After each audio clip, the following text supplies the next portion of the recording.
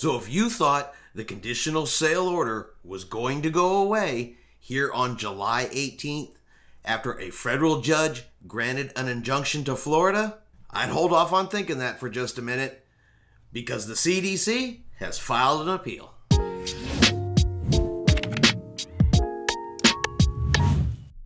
Chris here with High Seas Cruising, and welcome to today's video. So back on June 18th, Judge Merriday issued a preliminary injunction in favor of Florida against the CDC and the conditional sail order. In his 124-page summary, the judge stated this order finds that Florida is highly likely to prevail on the merits of this claim, and that the CDC's conditional sail order and the implementing orders exceed the authority delegated to the CDC. He also stated Florida persuasively claims that the conditional sailing order will shut down most cruises through the summer and perhaps much longer, adding that Florida faces an increasingly threatening and imminent prospect that the cruise industry will depart the state. I would also like to point out, though, that 8 days later, the very first cruise ship to sail from the United States sailed from the state of Florida, and the Celebrity Edge is actually on her second sailing. The Freedom of the Seas has sailed from Florida. The Carnival Horizon has now sailed from Florida. So I'm not real sure about this imminent prospect that the cruise industry is going to depart the state. Yeah, 3 cruise ships did depart the state, all right. They departed on cruises, and they'll be back when their cruise is over to take on more passengers and do it again.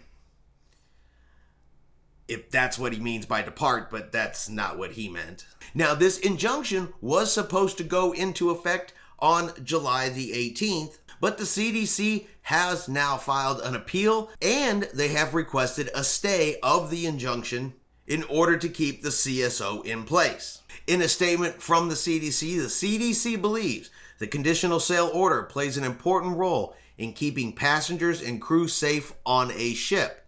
It does not shut down the cruise industry, but instead provides a sensible, flexible framework for reopening based on the best available scientific evidence. The undisputed evidence shows that unregulated cruise ship operations would exacerbate the spread of COVID-19, and that the harm to the public that would result from such operations cannot be undone. Cruise ships are uniquely situated to spread COVID-19 due in part to their close quarters for passengers and crew for prolonged periods, and stops at foreign ports that risk introducing new variants of COVID-19 into the United States. In the CDC's opinion, the balance of harms and the public interest thus overwhelmingly favor maintaining the status quo pending appeal.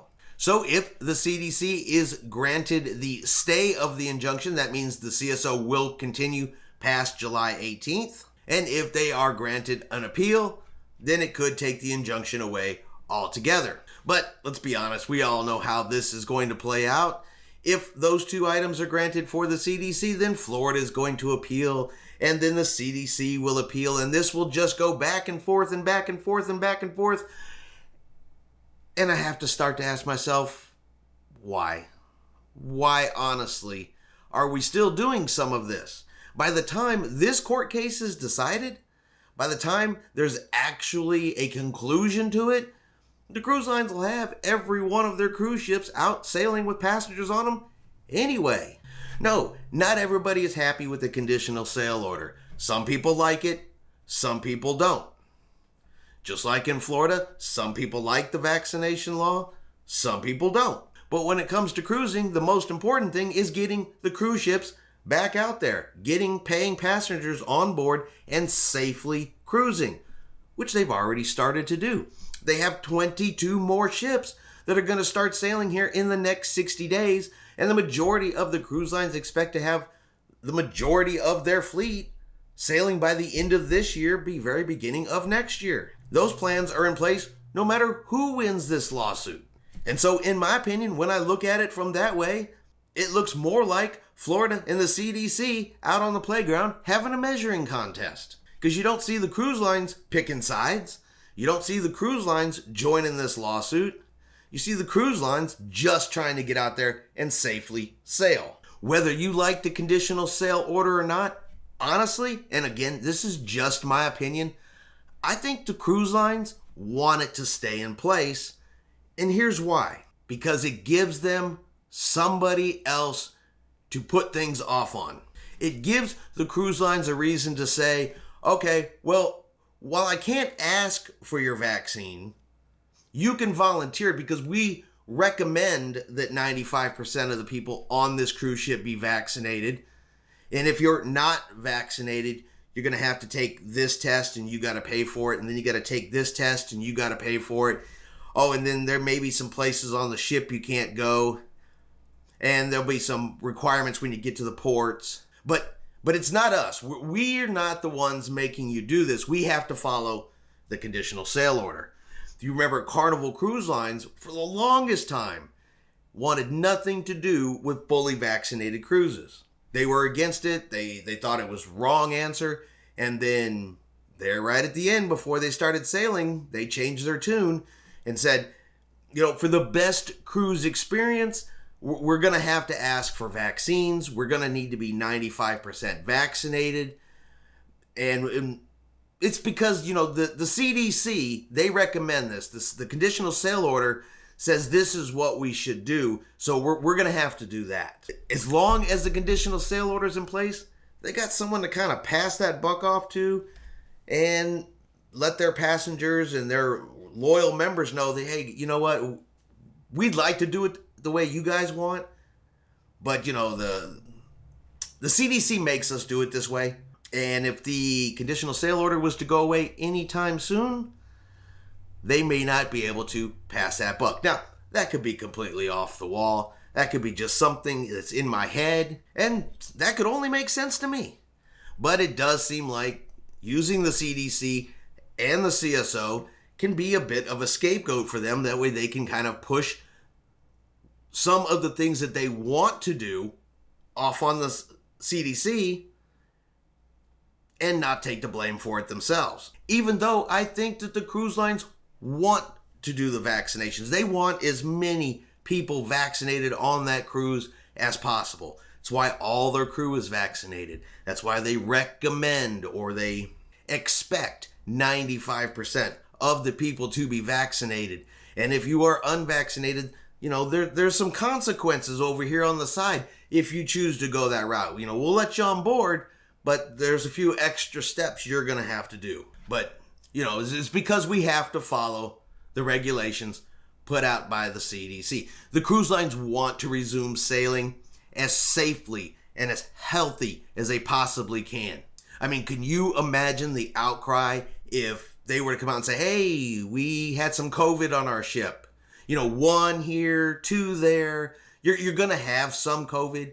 It's never going to go away, at least not anytime soon. So you're going to have a few cases here or there. But can you imagine if they didn't follow any of the CSO guidelines and 30, 40 crew members came down with COVID? Or even worse, 30 or 40 passengers were to come down with COVID because the cruise lines were not following some type of health and safety protocols? So I honestly think the cruise lines want them. They want to start safely. They need to resume sailing. They need to have paying passengers. They need this to be successful. And they need us as cruise lovers to want to get on the cruise ships to make all of that happen. So no, part of me honestly thinks that the cruise lines do not want the conditional sail order to go away.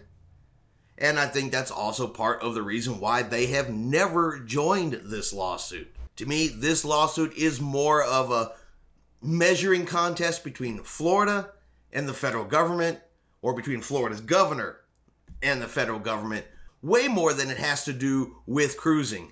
Because right now, at the end of the day, the cruise ports are opening back up in Florida. Port Everglades, back up and running. Port of Miami is getting back up and running. Canaveral's fixing to get back up and running. So people are going back to work. Cruise ships are coming in. As more cruise ships start, more tourists are going to come back in. The economy is going to start to recover. And that's going to happen no matter what the outcome of the lawsuit is. It's what the cruise lines want, It's what us as cruise passengers want. Here in Texas, the port of Galveston, the same thing. They have gone back to work. We have the Carnival Vista. She sailed. Here in a couple weeks, we have the Carnival Breeze. She's gonna sail. Royal Caribbean's Independence of the Seas is coming. She's gonna sail. Construction is happening on Terminal 3 because eventually the Allure of the Seas is going to make her home here in Galveston. So the cruise port's going back to work. Seattle is fixing to open back up. The Panorama is going to sail out of Long Beach. And then some of the other ones, Mobile, New Orleans, Baltimore, New York, up the East Coast.